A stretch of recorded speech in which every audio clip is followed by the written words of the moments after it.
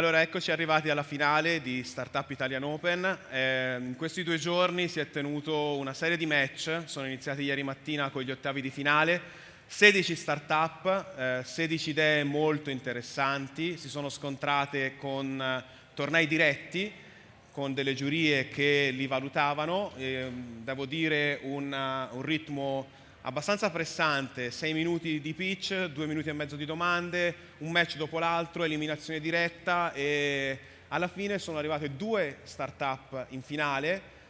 Molto interessante che sia arrivata una startup che si occupa di sharing economy e una startup che si occupa di extra alberghiero, quindi nella selezione delle 16 idee queste 2 sono quelle che tra poco vi presenteranno. Io chiamerei subito sul palco gli altri 2 giudici, uno dei giudici sono io per la finale, gli altri 2 giudici sono ovviamente Giancarlo Carniani e Philip Wolf. Allora, per una volta vi faccio sedere. Io sto nel mezzo. Io sì, mi metto di qua così mi posso anche muovere.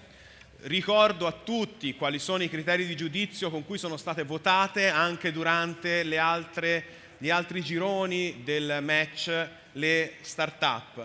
Avevamo i giudici, poi mentre i giudici alla fine voteranno e decideranno chi è la start-up che ha vinto, ve lo diciamo in diretta, ringrazieremo anche tutti gli altri giudici che in questi 2 giorni si sono succeduti ad aiutarci nel giudizio delle start-up.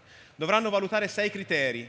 I 6 criteri sono innovazione e differenziazione tecnologica della start-up, innovazione e differenziazione di business della startup, potenziale di business, grandezza del mercato e potenziale di crescita, capacità di vendere l'idea, di vendere il prodotto e di vendere la startup, l'esperienza e la qualità del team e per ultimo abbiamo chiesto a tutti i giudici, esattamente come fa Phocuswright sempre ogni anno, abbiamo chiesto ai giudici: ma tu investiresti i tuoi soldi in questa startup? E devo dire risultati interessanti anche su quest'ultima domanda. Le ultime 2 startup rimaste in gara sono Inreception e Sharewood. Se siete curiosi di vedere quali erano le altre startup che si sono presentate, devo dire grandi idee anche a quelle che sono uscite ai primi turni, andate sul sito di Startup Italian Open e le vedrete tutti. Iniziamo subito, che dite? Chiamiamo subito la prima startup e chiamo sul palco. Dimenticavo. Abbiamo chiesto alle start-up di parlare nelle semifinali e nella finale in inglese, perché ovviamente chi vince questa competition avrà un premio particolare, cioè andrà a fare la startup competition a Phocuswright Europe. Quindi fa parte del criterio di valutazione anche questo, ovviamente. Chiamo sul palco Inreception. Tu hai già tutto? Clicker? 6 minuti, sulle domande nella finale siete solo 2, saremo un po' più larghi, quindi non ci sarà un tempo fisso. A te. Thank you. Good afternoon, everyone. I'm Egidio Griscuolo, founder of Inreception. Inreception is the one-stop shop for vacation rental. It's a management solution tailored for non-hotel accommodation, such as bed and breakfast, farmhouses, holiday flats, and apartments. It's the easiest way to sell and manage your rooms. People want non-hotel accommodation. More and more tourists are choosing non-hotel accommodation for their holidays. For the first time last year, the number of non-hotel reservations overcome hotel reservation. Tourism is changing. A new actor is coming up on the scene, the host. Traveling today is not only about the guest experience, it's also about the host experience. But while there are a lot of solutions to improve the guest experience, no one is addressing the need of an host. What's the problem? Small accommodation owners usually do not have a real reception. They usually run this kind of business as a second job with no clerks and on the move, usually in a little period of the year. Our mission is to simplify and enrich the host experience. Our solution is simple, is a single app for all their needs, a web and mobile application built on cloud services to manage, promote, and distribute non-hotel accommodation. For management, we intend all the daily activities, from booking and payments to reports and finance. You can handle reservation, assign rooms, define rates and price lists, keep data customer information, acquire payments, generate receipt and invoices. We also take care of legal obligations, such as local tax register or communication of guests to the police. Here you can have an overview of the product. It's an admin dashboard where you can access all the relevant information, number of arrival and departures, rooms occupied, reservation to handle, notification, the same notification that you can get through your smartphone. And all the information about availability and prices are available through a simple calendar. All these features are also available from mobile devices in a more personal way. But an owner needs to sell their rooms, first of all. And manually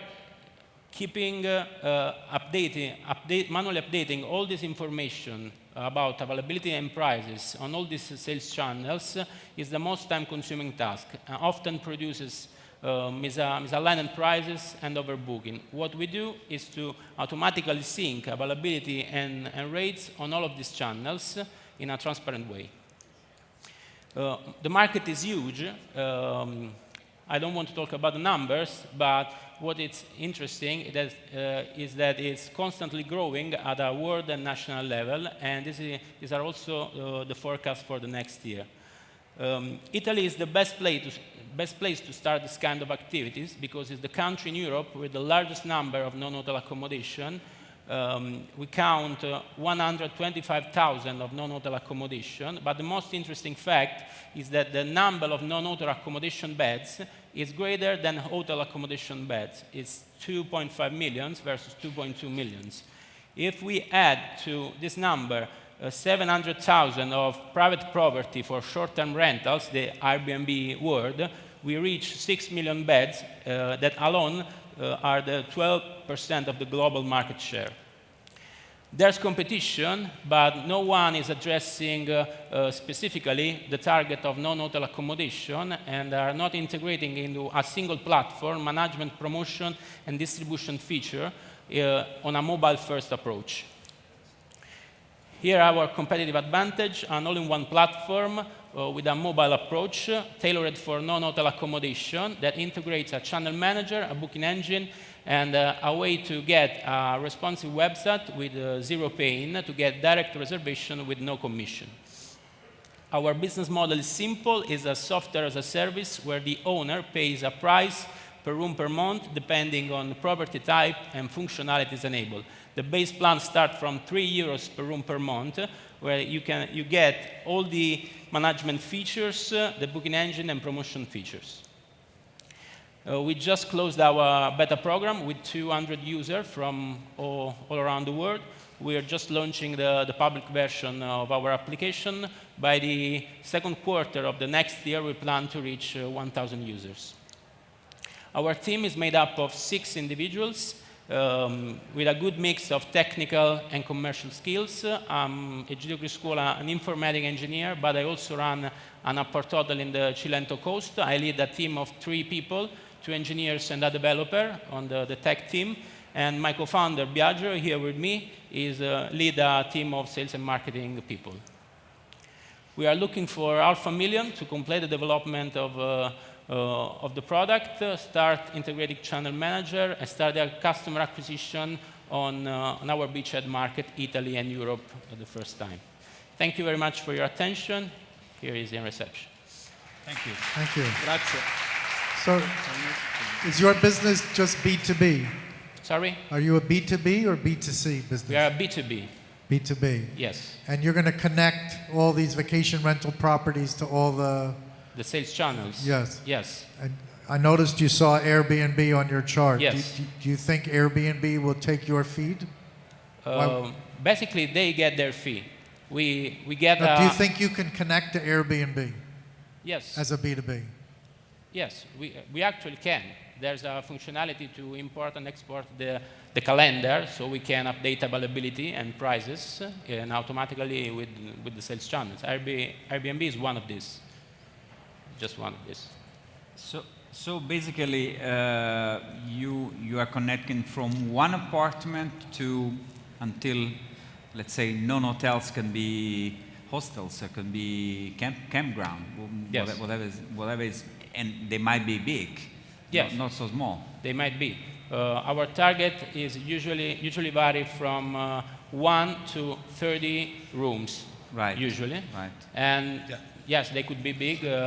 On the web platform, you have a more professional interaction. On the mobile platform, you have a more personal interaction. So you get all the feature you can get on a PMS or on a channel manager, but with process tailored for non-hotel accommodation.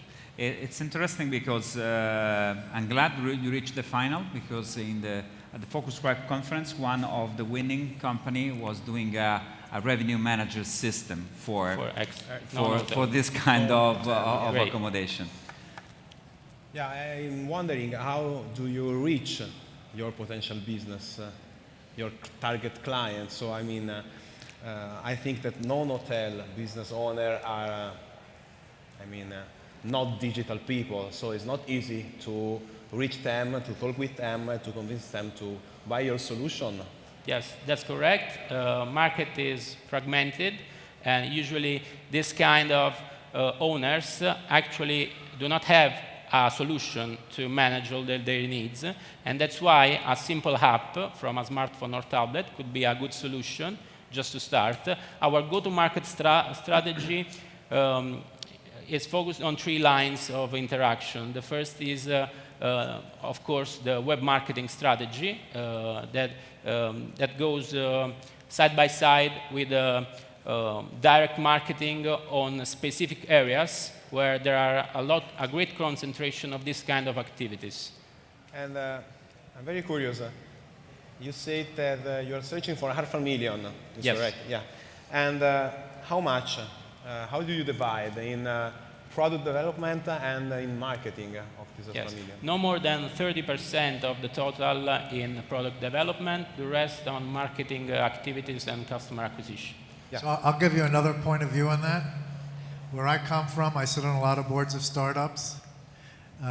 That's a common answer. I would spend 100% on product development, 0 speeches, 0 blogs, 0 marketing, 0 SEO, 0 SEM, and make sure that the customers are using it and the usability statistics are growing, and only then you raise capital to do marketing and sales and business development, supplier relations. So it's a different point of view. Yes, of course, but actually we are not rising, but this will be the next step. Okay. No, I said I wouldn't do 30%, I would do 100% on product. Okay, thank you. How many clients do you have already? 200 that closed the beta program. It was a closed beta at the moment. We are actually acquiring customers, but we are growing fast at the moment. So we're expecting our forecast at the moment. Thank you very much. Thank you. Okay. Thank you for your attention. It's okay. Grazie.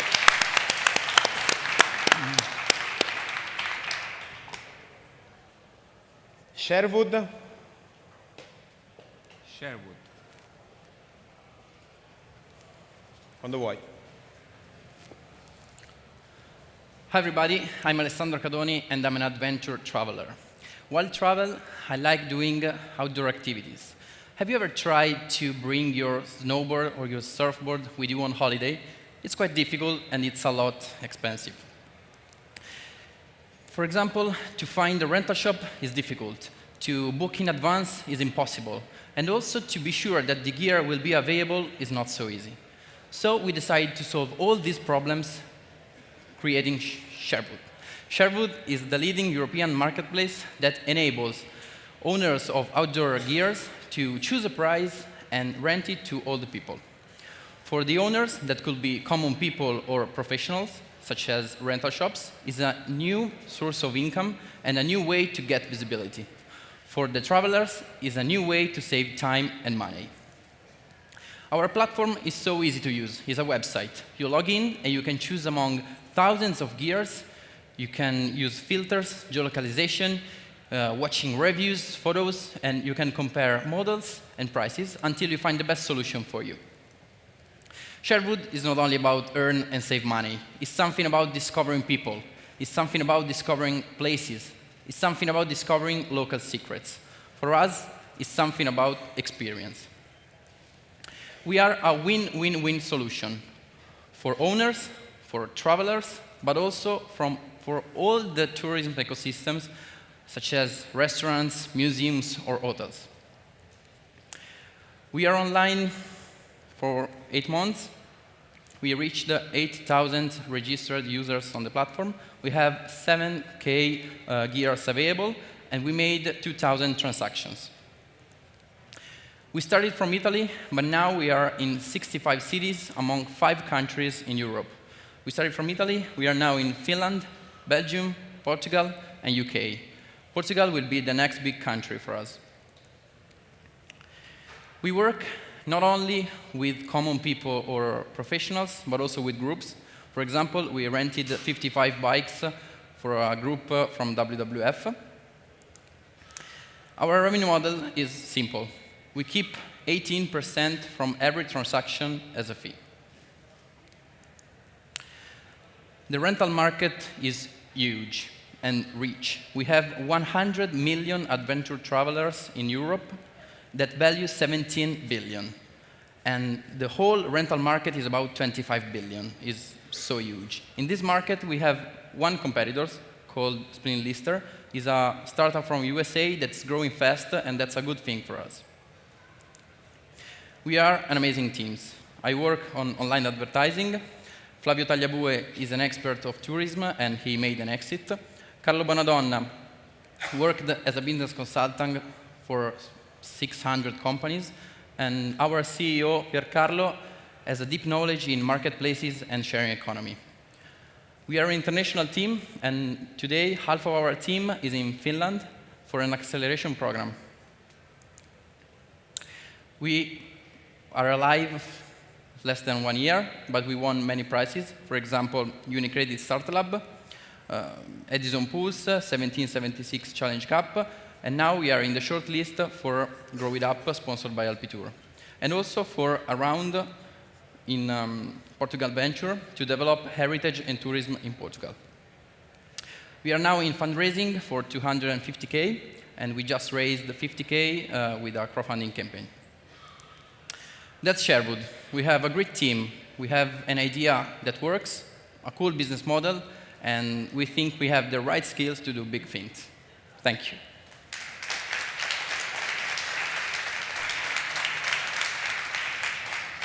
How do you guarantee that the snowboard will actually be there when you're traveling? How do you guarantee? You said it's difficult to guarantee that the board will be available. So how do you guarantee it will be available? To be available, because every owner puts in the platform the availability of every gear. And if you are a rental shop, you can choose how snowboard or softboard to be available in that week for that user. So it's all automatic in the platform. So a user, when get to the platform, see which gear is available in which time. And what do you do for your customer if the board is not there, not available?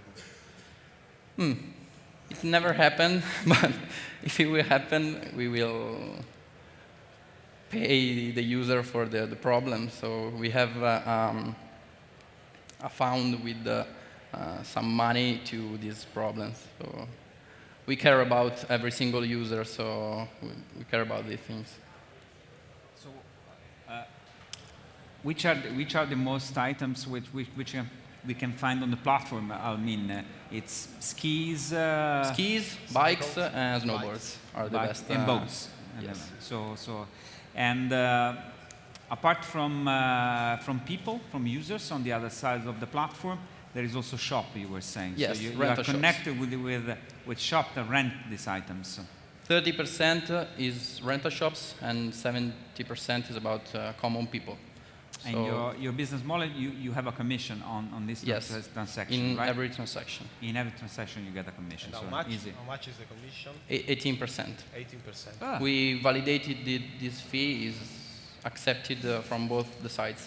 So I'm gonna call you the Expedia of the, No, it's like of the more. sharing economy. It's like hope more so. Airbnb. It's like more Airbnb of the outdoor, and it's similar to the question Philip made to you.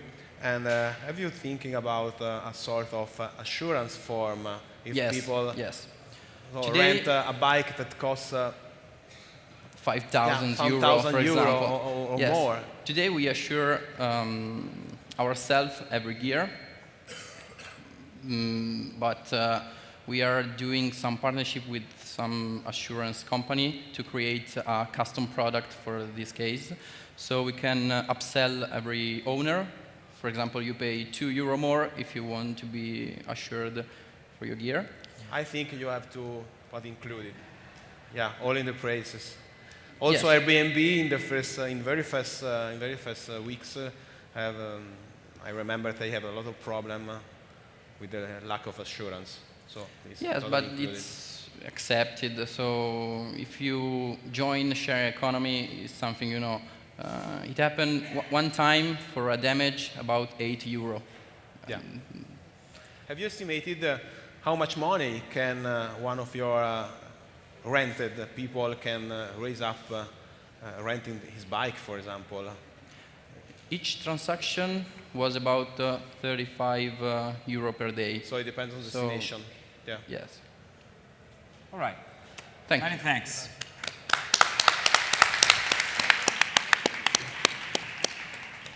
Ora mi funziona. Allora, io vi do i miei punteggi, voi vi confrontate, quindi io ho già fatto. Io approfitto per ringraziare gli altri giudici, lascio, intanto voi mi dite chi è il vincitore sui vostri punteggi. Approfitto per ringraziare gli altri giudici, sono molto contento delle idee che sono arrivate in finale, sono abbastanza significative di cosa sta succedendo nel mondo del turismo, quindi qualcosa di sharing economy e qualcosa che ha a che fare con l'extra alberghiero, quindi con tutto quello che è fuori dagli hotel. Volevo approfitto per ringraziare Angelo Lariccia, Stefano Ceci, Lidia Marongiu, Sergio Cagol, Alex Kornfeind, Andrea Casadei, Fabio Galletto, tutte persone che avete visto girare, insomma abbiamo approfittato della loro presenza, Giovanni Bocciartieri, Euro Beinat e ovviamente Giancarlo Carniani e Philip Wolf. Adesso diamoci un altro paio di minuti, non so se nel frattempo volete fare qualche domanda agli start-upper anche voi, potete farlo senza problemi, loro saranno felicissimi di rispondere, immagino, mentre sudano gli ultimi secondi prima di sapere il verdetto. Direi salite entrambi sul palco.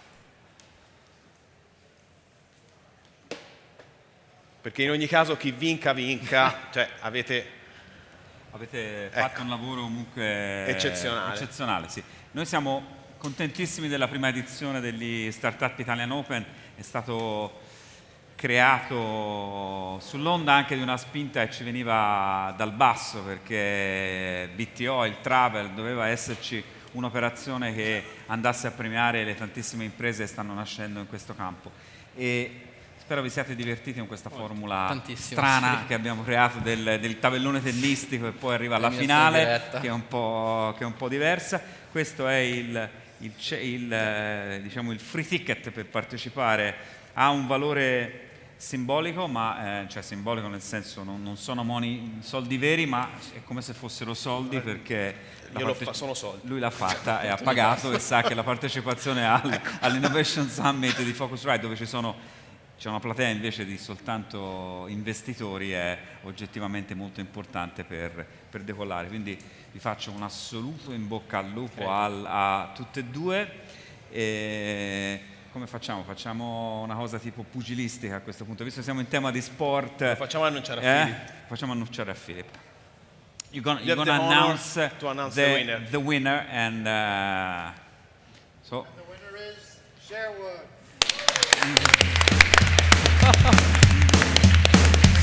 Bravo.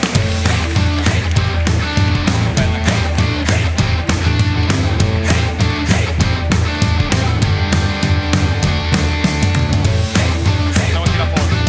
Vieni.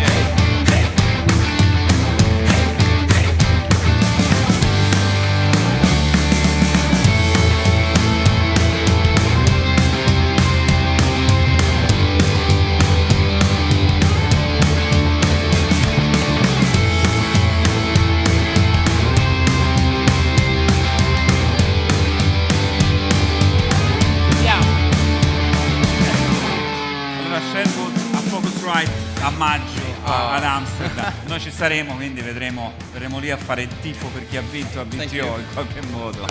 Va bene. Auguri, in bocca al lupo. Grazie. In bocca al lupo a tutte le start-up che hanno partecipato alla competizione. Grazie per essere state a Firenze. Grazie a tutti e in bocca al lupo a tutte davvero. Grazie. Grazie Mirko.